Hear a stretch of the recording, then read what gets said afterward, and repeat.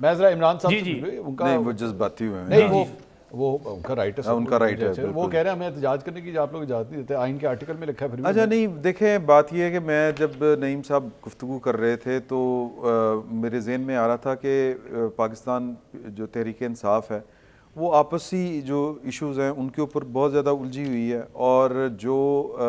यानी इमरान खान साहब centric politics कर रहे हैं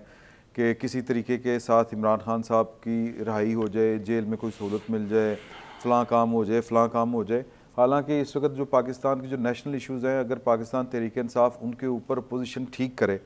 तो मेरा ख्याल है कि शायद फिर इमरान खान साहब की भी वापसी का कोई रास्ता उस सूरत में कोई बन जाए। जिस तरह नईम साहब ने पहले सेशन में जो गुफ्तगू की और उन्होंने इमरान खान साहब के हवाले से कहा कि इतना लंबा बॉर्डर है, हम लड़ नहीं सकते, बातचीत करनी चाहिए। हमने मुआहदे किए हैं उनके साथ, तालिबान के साथ,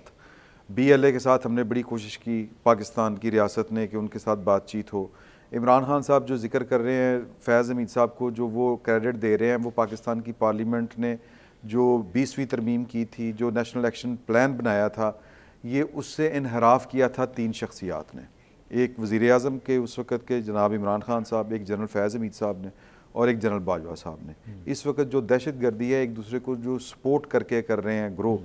वो कर रहे हैं, और वो उसी वजह से कर रहे हैं जो आप उनको पाकिस्तान में वापस लेके आए।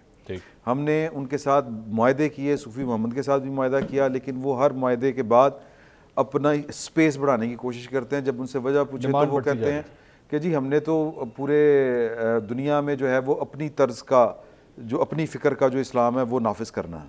जहाँ पर औरतों को, बच्चियों की तालीम है या नहीं है उससे कोई फ़र्क नहीं पड़ता किसी को, उनको स्पेशली।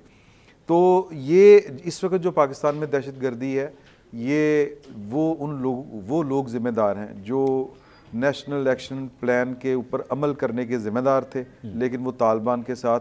मुआहदा करके आ गए और उनको पाकिस्तान में लाके बसाया। उस दिन से आप देख लें कि पाकिस्तान में जो दहशत गर्दी रोज़ाना की बुनियाद के ऊपर बढ़ रही है।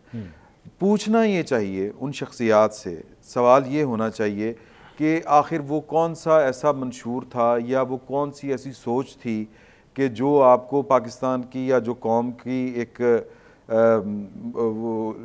कॉमन कहते हैं उसको, जो मज़हर होता है सोच का या उनकी विल का, उसके बरक्स 3 बंदों ने कुछ और सोचा और वो पाकिस्तान के ऊपर आपने मुसल्लत कर दिया।